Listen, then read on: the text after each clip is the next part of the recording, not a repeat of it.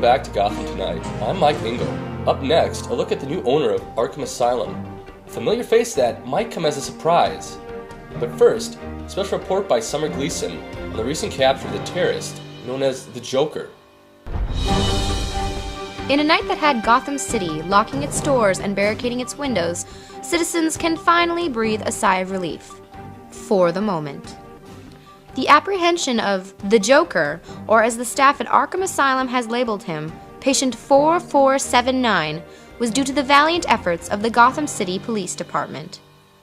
What else is there to say? Alright, the freak busted out, and the boys got in there, took him down. Now if you'll excuse me, I'm gonna get drunk. But in a city riddled with police corruption, it's difficult to find reassurance. Commissioner James Gordon was unavailable for an interview, but said the Gotham City Police Department is doing everything they can to make sure this never happens again. But where did it all begin? And what events led up to what some are calling the Wedding Day Massacre that left 8 dead and countless injured? The story begins with the first capture of the Joker, after the death of District Attorney Harvey Dent at the hands of the vigilante known as the Batman.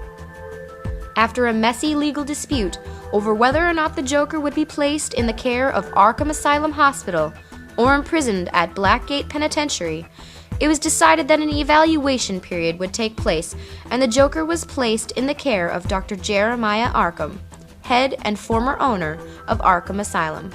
Heading up the evaluation was Dr. Harleen Quinzel, a choice that proved to be highly controversial. Were you at all concerned that an unhealthy obsession would occur dealing with a patient like this?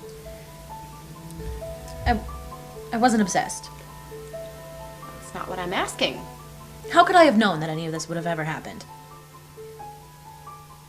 I was, and I still am, completely confident in my abilities as a psychiatrist. You've been accused of being a glory hound and inexperienced. In the light of what's happened to you, has it all been worth it?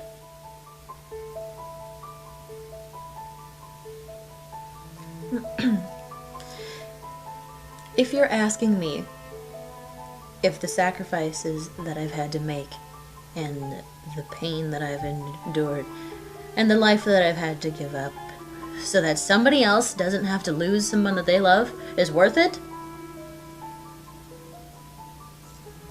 Yes, it's worth it.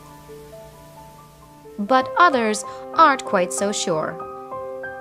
Former lead psychiatrist Dr. Jonathan Crane, who was incarcerated himself at Arkham after his involvement in the terrorist attack on the Narrows a year ago, had this to say.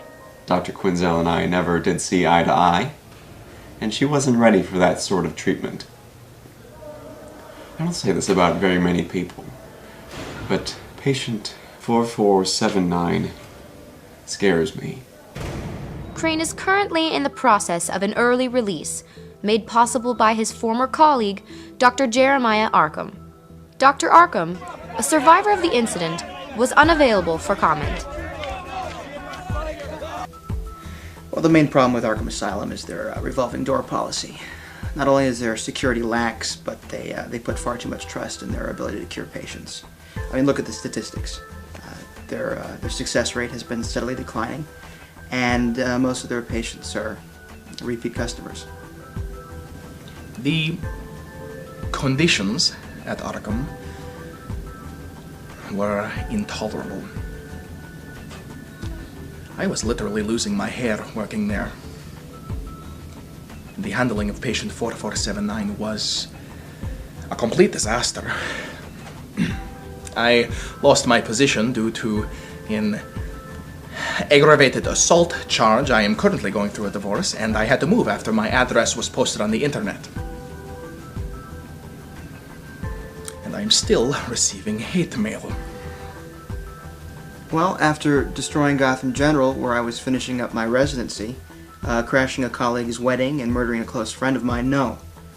I'm not a fan of the clown. I have opened my own private practice. I have discovered that the source of all patient 4479's problems is the Batman.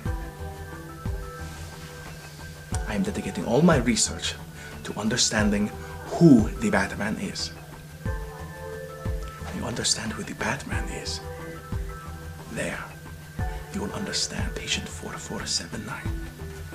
Dr. Strange says he is happy to no longer have to deal with Arkham, whereas Dr. Elliot hopes that under new management they can work towards solving these problems. Well, I believe it's finally in good hands, and that patients are finally going to get the help that they need. It brings to mind the work of Thomas Wayne and everything he did for Gotham. I understand you were recently called in to perform Bruce Wayne's surgery. I'd like to keep my involvement with the Wayne family hush-hush. But Arkham Asylum has a long history of unethical mishaps. Shortly after the Joker was brought in, leaked videotapes began to appear online. The man responsible was another patient, Mac Rodello, nicknamed the Bookworm, because of his work privileges at the asylum's library that allowed him access to the hospital's equipment. Rodello was killed during the breakout. After the Joker's capture, more leaked videos followed. The source remains unknown, but is rumored to come from inside the Gotham City Police Department. What? Leaked videos? No, I'm dedicated to this police force, alright? I do my work, and I do it well, okay? Now, Unfortunately, no one was available for comment. No more questions. So how does one prevent this kind of thing from happening in the future? A former employee at Arkham, claiming to have been taken hostage by the Joker, has his own theory. For security reasons, he has been asked to be known as Lockup. Patient 4479 ruined my life. He came into my home in the middle of the night and beat me with a baseball bat, leaving me unconscious. Then he threw me down a flight of stairs. That part I don't remember, but I saw it on video. Then another man removed my clothes, and when I came to, they forced me to film these horrendous acts of violence, naked. After which, he put me in a dress and locked me in the sewers, where I was brutally attacked by some kind of creature. After being rescued by the Batman, the police surrounded me. They didn't believe any of my story and accused me of being intoxicated. Currently, I'm under investigation because apparently my illegal weapons collection was used in the attacks. And because I couldn't keep this from happening in the first place, the asylum fired me. They are asking for trouble. Therapy doesn't work. They need to be locked away forever. If I don't get to lock up these freaks, I don't know who will. Most victims of the Joker's attacks would agree. But for Dr. Quinzel, the individual who has suffered the most at the hands of 4479, it's surprising to find her still devoted to her duties. Well, my work really is all I have left to hold on to. You know, quitting or leaving, for that matter, would just be letting him win. So, no, we're gonna finish what we started. I know I can help him. But is there any way to help or possibly cure a patient like 4479? Or is keeping him under lock and key the only treatment for Arkham Asylum? And will its new owner be a help or a hindrance? Only time will tell. For Gotham City News, I'm Summer Gleason. Thanks, Summer. Tune in tomorrow night for our special. Is a crocodile man living in the sewers of Gotham? One former security guard says they do. When we come back, an update on Bruce Wayne's condition after a recent hunting accident at the Wayne estate. Stay with us.